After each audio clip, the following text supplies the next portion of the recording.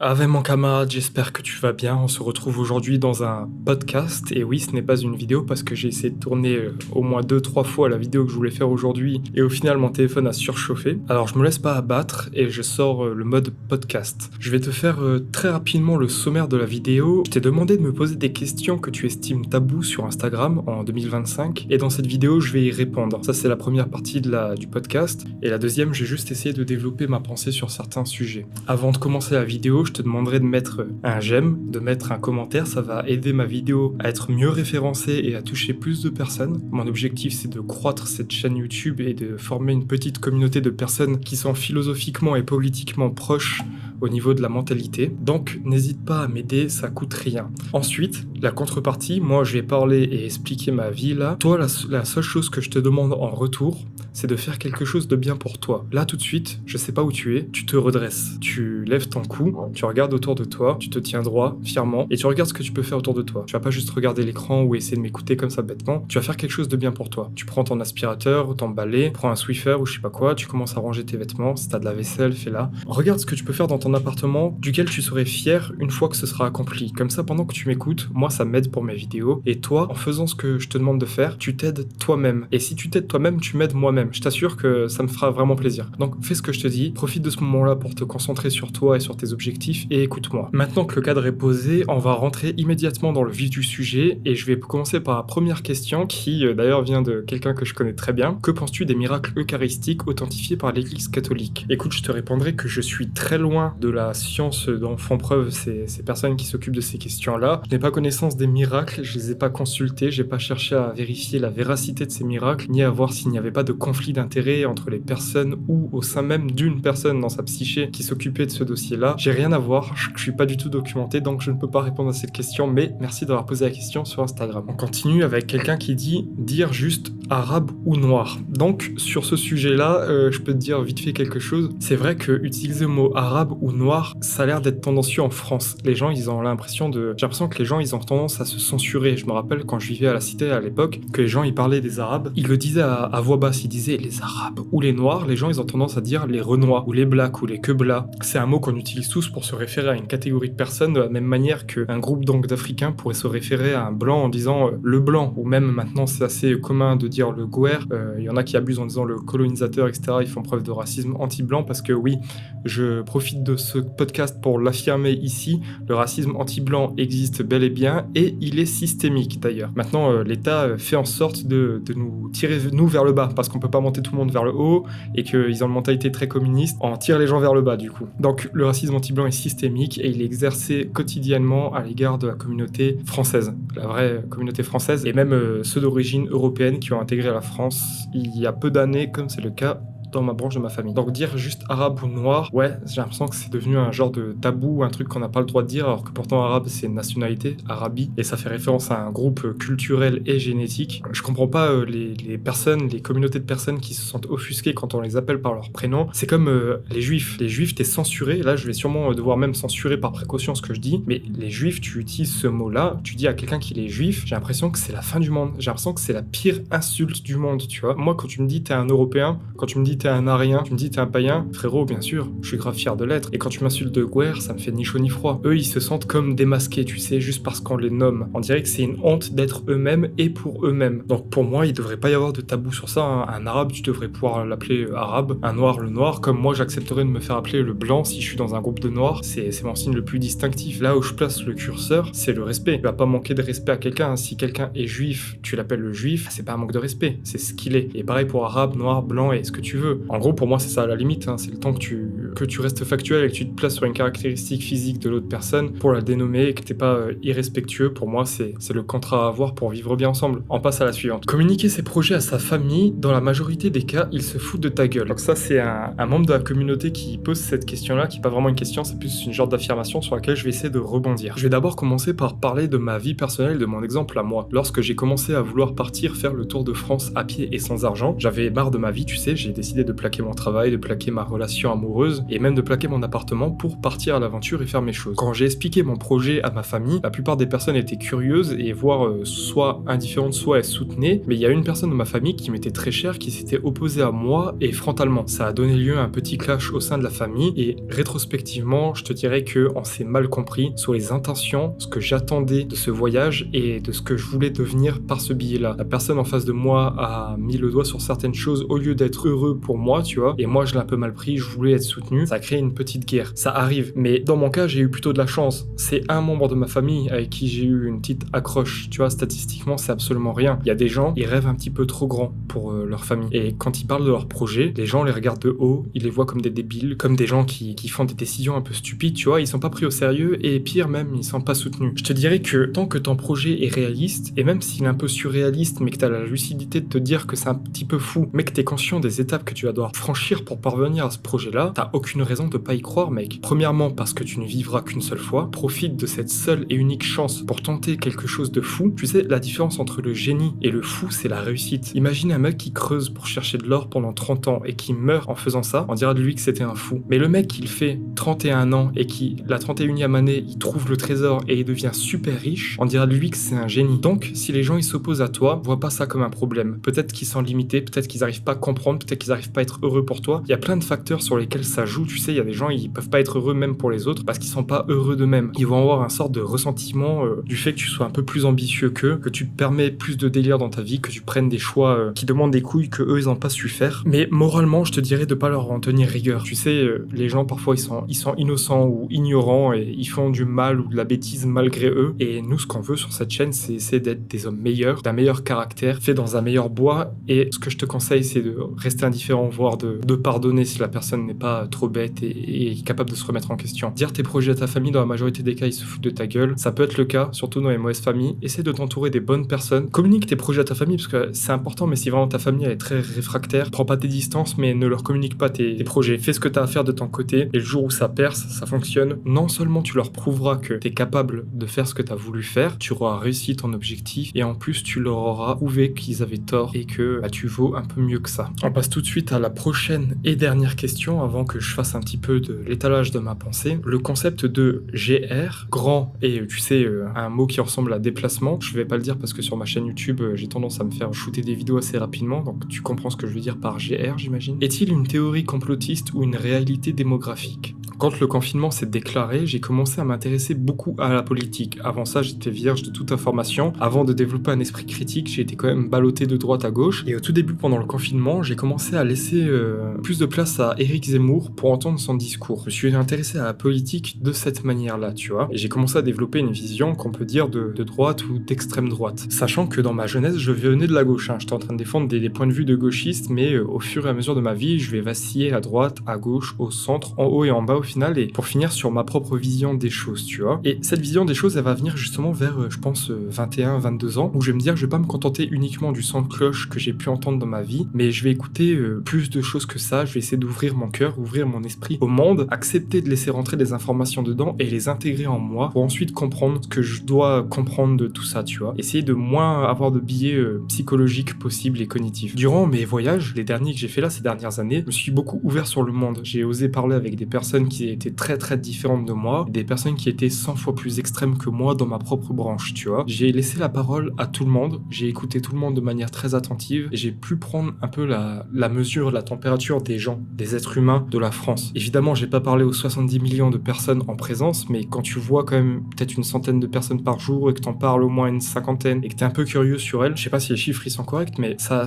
permet de voir un petit peu les pensées des gens, où ils sont et comment ça se passe. Et pour le coup, j'ai fait quand même le tour de pas mal de villages. J'ai vu des petits bourgs très reculés où il y avait quasiment personne et j'ai vu des énormes villes qui étaient morcelées en plusieurs quartiers, en plusieurs secteurs. Et le sujet du GR, c'était une question qui était très importante dans ma tête. Je voulais constater ce fait de mes propres yeux. Et quand je suis parti en voyage, j'ai pu effectivement le constater. J'en ai déjà parlé dans une vidéo, c'est mon retour d'expérience du voyage du Tour de France et je te le redis ici, c'est vraiment une vérité. Il y a des endroits en France qui ont totalement changé, où la loi ne peut plus s'exercer de la même manière, où le langage n'est pas parlé parler de la même manière, c'est même plus le même langage. Les coutumes, la religion et même l'environnement commencent à s'adapter à un nouveau type de population. Tu sais, il suffit de voyager un petit peu. Et pour te dire, il faut même pas aller si loin que ça. Moi, j'ai grandi 15 à 16 ans, je sais plus exactement, dans une cité. Et j'ai grandi dans une école primaire où c'était une majorité d'extra-européens, principalement maghrébins. Je crois qu'il y avait principalement des Marocains dans ma classe. Et on était à max 5 blancs. 5 blancs et tu peux me rajouter peut-être un ou deux narbonoïdes, comme on dit dans mon milieu, des gens qui sont blancs sur les bords, on va dire, tu vois, qui sont pas purs ethniquement. À savoir que même moi, je me classe pas forcément dans pur ethniquement parce que je suis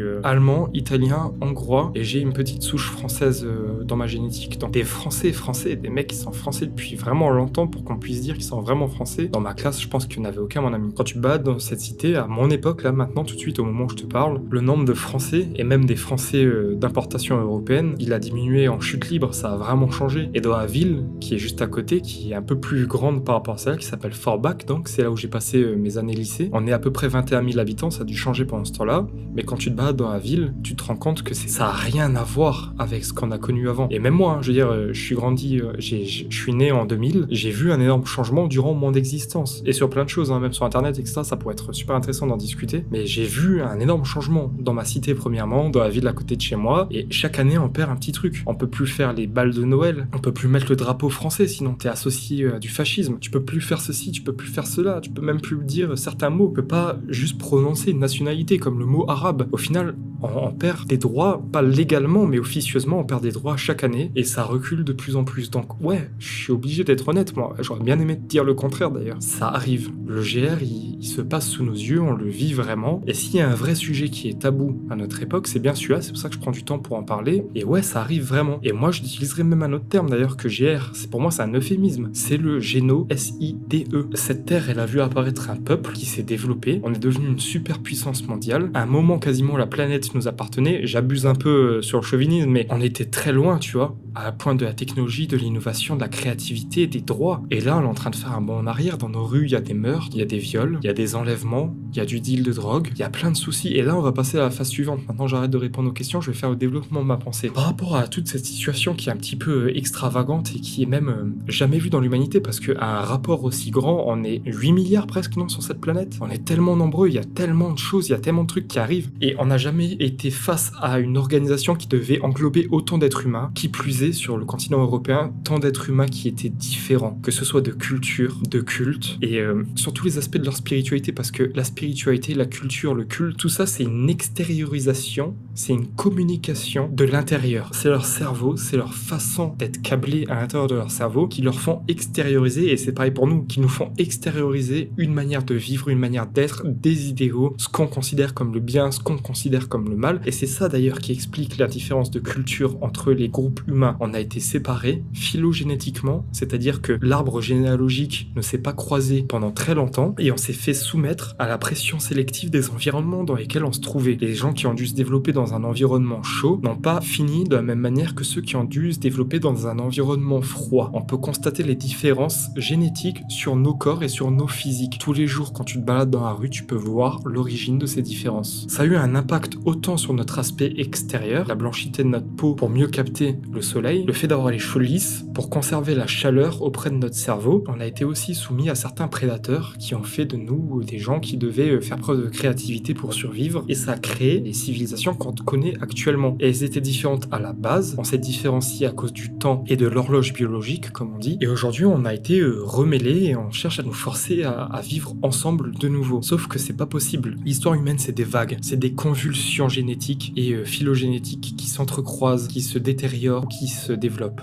Quand un peuple commence à grossir et devenir beaucoup trop nombreux, il finit par se morceler de ses propres divisions, de ses propres contradictions. Et à ces moments-là, dans les cycles historiques, il arrive toujours un moment où les gens se rassemblent entre eux, en ceux qui se ressemblent, ceux qui partagent des intérêts et des vues communs pour la suite de l'humanité, pour la suite de leur descendance. On arrive à se rattacher au même tronc commun, de par des similarités qui nous met ensemble dans le même bateau. Et ça arrive aussi que les empires, les pays se détruisent et doivent se reformer. À titre personnel, je pense qu'on est dans cette phase, cette époque, où notre France, celle qu'on a connue avec son histoire, a trop vieilli, s'est trop affaibli, son sang et ses hommes forts se sont évaporés de par le temps et les guerres. Et aujourd'hui, on arrive à un morcellement, à une destruction de cet empire, ce qui lance une nouvelle phase, ce qui enclenche les temps précurseurs de l'avènement d'un nouveau peuple. Parce que même si l'Empire romain détenait le pourtour méditerranéen, quand il est mort, il a laissé naissance à de nouvelles civilisations. Il s'est reproduit d'une certaine manière. Il devient tellement grand, tellement vieux, qu'il s'est morcelé pour faire des jeunes nations, qui grandissent également en pouvoir, en savoir, en technologie et en tout ce que tu peux imaginer. Toi,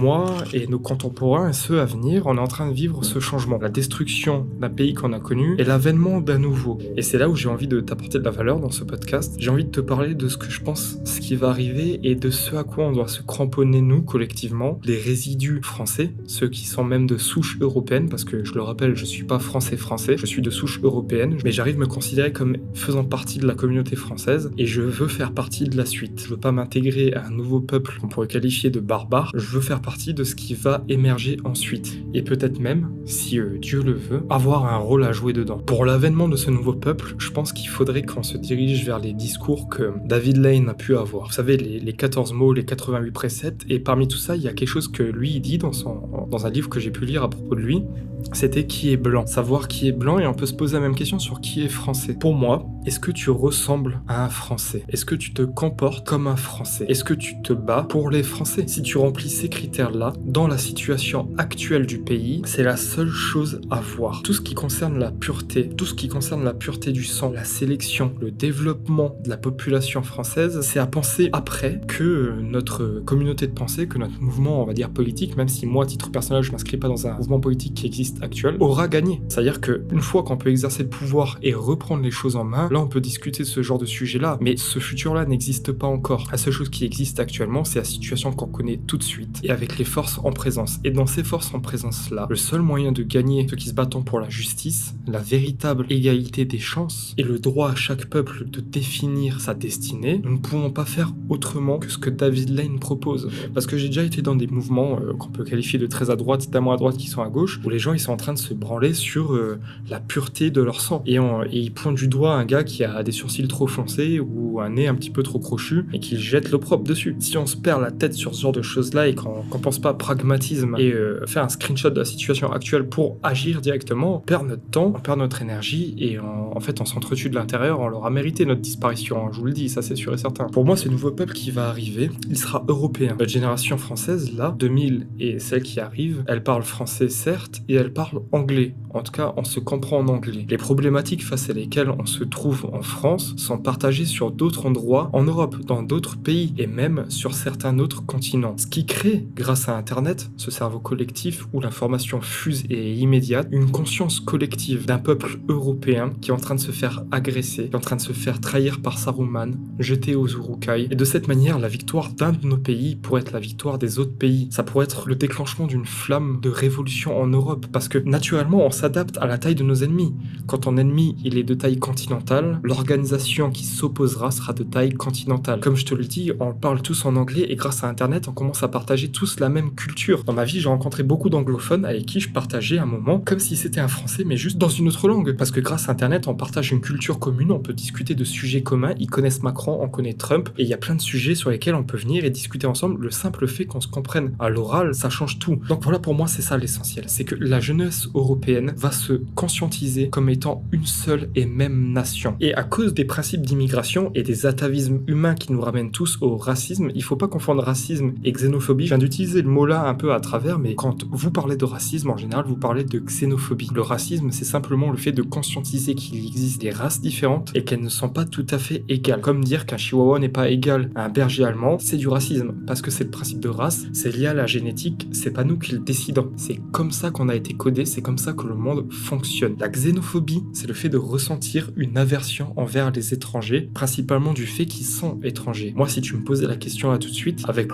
la bonne définition, je te dirais que oui, je suis raciste. Et non, je ne suis pas xénophobe. Mais si tu me posais la question avec le mauvais terme, je te dirais que non, je ne suis pas raciste. Je suis racialiste. Ça, c'est le nouveau terme qui permet d'échapper à ça. Mais comme je suis attaché aux mots qui sont corrects et à pas jouer les faux jetons, je te le dis d'emblée et je te le dis de manière honnête. Nous sommes des animaux, donc nous avons un arbre généalogique, nous sommes soumis à l'évolution et à ses règles, et ce qui crée des arbres différents. Donc je te parlais de ce principe-là où la mort de nations ou d'empires vont créer les conditions pour la naissance de nouvelles organisations humaines, donc de nouvelles civilisations à en devenir. Ce qui va arriver selon moi avec une culture qu'on appellera cette fois-ci européenne. En France, on est beaucoup combattu. Il y a eu pas mal d'histoires où des gens voulaient se communautariser et redémarrer des foyers de civilisation avec une pureté génétique qui ont été combattus par le gouvernement. Preuve de plus que le gouvernement est complètement corrompu parce que le gouvernement est censé être la forme d'organisation finale de la famille, mais pour le collectif, pour assurer sa prospérité. Le fait que le gouvernement que l'on paye nous-mêmes, auquel on contribue son existence, se met à se retourner contre nous-mêmes lorsqu'on veut se préserver, est une preuve de la corruption d'État et de la preuve qu'on n'est plus les maîtres sur notre propre territoire. Il y a des initiatives qui existent, dont je vais pas parler en détail là, ici, maintenant, mais ceux qui savent, savent. Pas mal de nos camarades se réunissent entre eux,